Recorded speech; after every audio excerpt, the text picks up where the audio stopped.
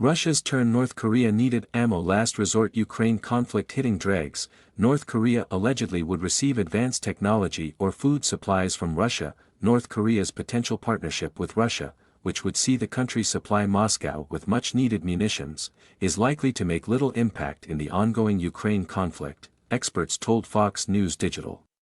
If you're going to North Korea for help, you're kind of hitting the dregs, said Seth Jones, director of both the International Security Program and Transnational Threats Project at the Center for Strategic and International Studies. North Korea is a desperate country. It's been sidelined by pretty much everybody. It's got massive famine in the country. If you're going to the North Koreans for help, this is a last resort.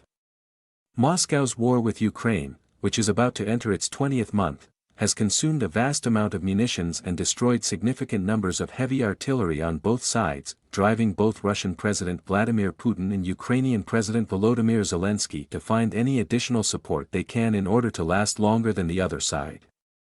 Putin this month hosted North Korean leader Kim Jong-un to discuss a potential arms deal, though neither leader signed any formal agreement by the end of the six-day trip. North Korea would reportedly receive advanced weapons technology and food supplies from Russia in exchange for more ammo and artillery.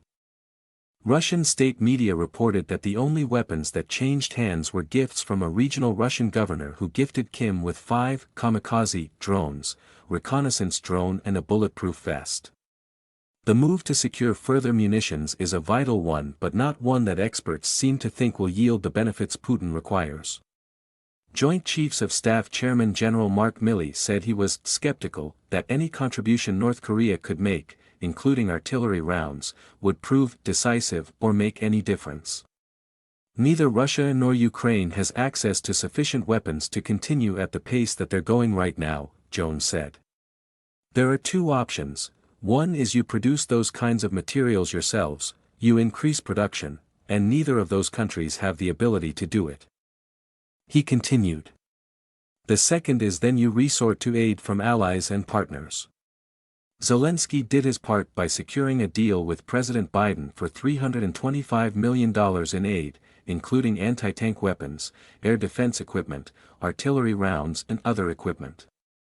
Biden reiterated the U.S. commitment to help Ukraine build a force capable of ensuring Ukraine's long-term security, capable of deterring future threats against sovereignty, territorial integrity and freedom.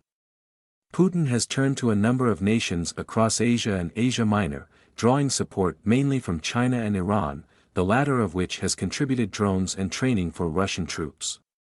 Ukraine this month claimed to have intercepted phone calls from Russian frontline troops who complained about the heavy losses and lack of critical supplies since July, 17 calls.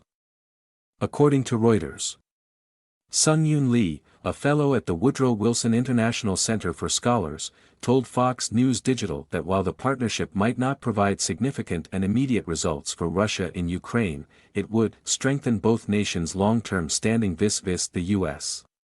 North Korea's increased arms and ammo supply to Russia in the wake of the Putin-Kim Jong-un summit earlier this month has both a practical and psychological effect, Lee said.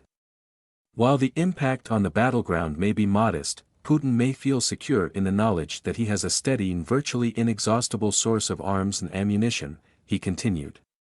For the U.S. and its allies, the specter of close, long-term military cooperation between Moscow and Pyongyang is a most unwelcome development, Lee explained.